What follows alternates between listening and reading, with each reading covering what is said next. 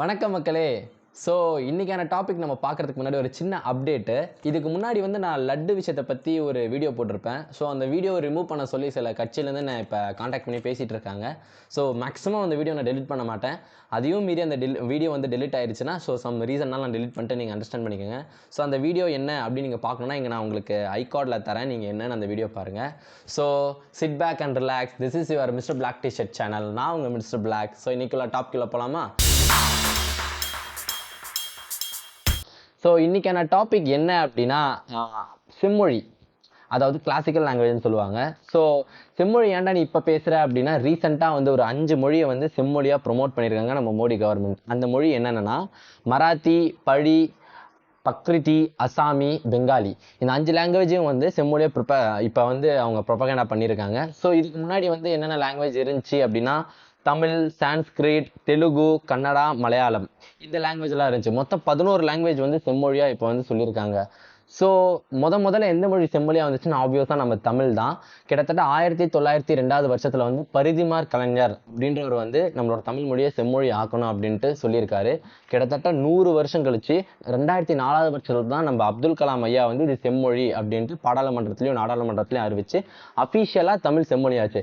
இந்த செம்மொழி பாட்டெல்லாம் வந்திருக்கு, நீங்கள் கேட்டிருப்பீங்க. நம்ம கமலஹாசனோட பொண்ணு கூட பாடியிருப்பாங்க. அவங்க வாய்ஸ் வர அளவுக்கு ஒரு மாதிரி இருக்கும், பட் ஆனாலும் பாட்டெல்லாம் பாடியிருப்பாங்க. இது அந்த டைமில் வந்தது தான். ஸோ ஒரு மொழியை எப்படி செம்மொழின்னு சொல்லுவாங்க. ஸோ நான் எந்த மொழியை எடுத்தாலும் செம்மொழின்னு சொல்லிடலாமா அப்படின்றதுக்கு மொழி அறிஞர்கள்லாம் ஒரு 11 ரீசன் சொல்கிறாங்க. ஒரு 11 கிரைட்டகரிக்குள்ளே வந்துச்சுன்னா தான் அந்த மொழி செம்மொழியான்னு சொல்ல முடியும் அப்படின்ற மாதிரி சொல்கிறாங்க.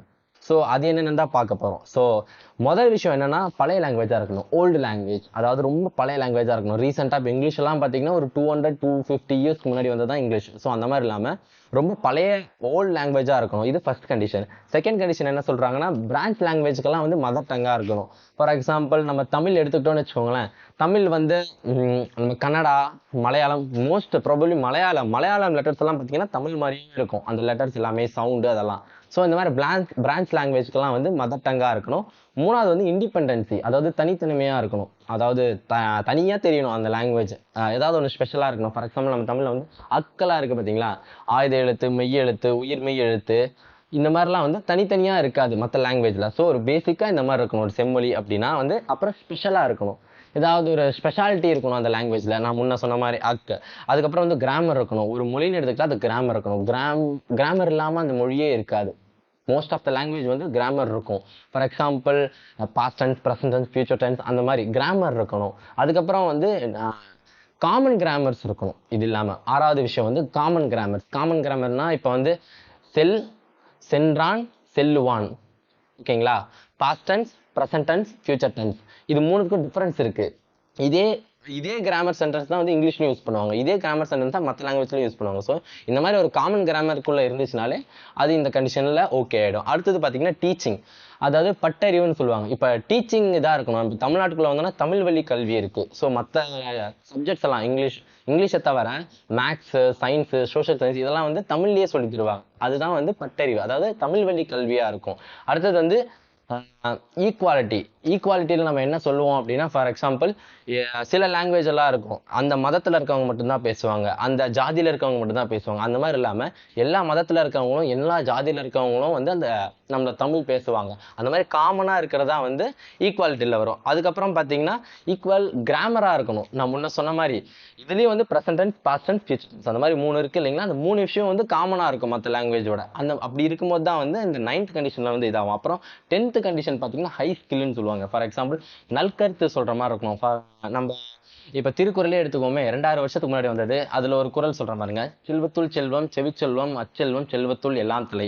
அதாவது ஒரு லிசனிங் ஸ்கில், அதாவது நம்ம கவனிக்கிறோம் பார்த்தீங்களா, அதுதான் இருக்கிறதுலே பெஸ்ட்டு செல்வம் அப்படின்ற மாதிரி அந்த குறள் இருக்கும். அந்த மாதிரி நல்ல விஷயம் நிறையா சொல்லித்தர மாதிரி இருக்கணும் ஒரு லாங்குவேஜ்னு எடுத்துக்கிட்டிங்கன்னா.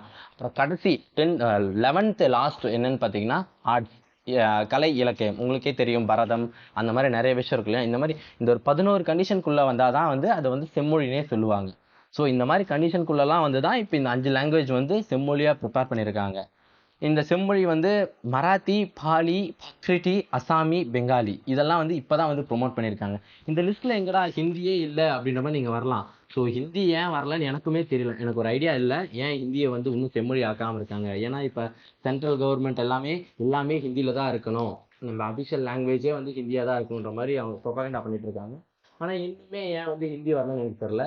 ஸோ இப்போ உங்ககிட்ட நான் ஒரு கேள்வி கேட்க போகிறேன். என்ன கேள்வினா, ஸோ ஹிந்தியை வந்து நம்ம கிளாசிக்கல் லாங்குவேஜ் அதாவது செம்மொழியை ஆக்க முடியுமா? அப்படி ஆக்க முடியாதுன்னா ஏன் அப்படின்ற மாதிரி நீங்கள் சொல்லுங்கள். So love you all, take care, bye. இது உங்கள் மிஸ்டர் பிளாக். நாளைக்கு பார்க்கலாம், பாய்.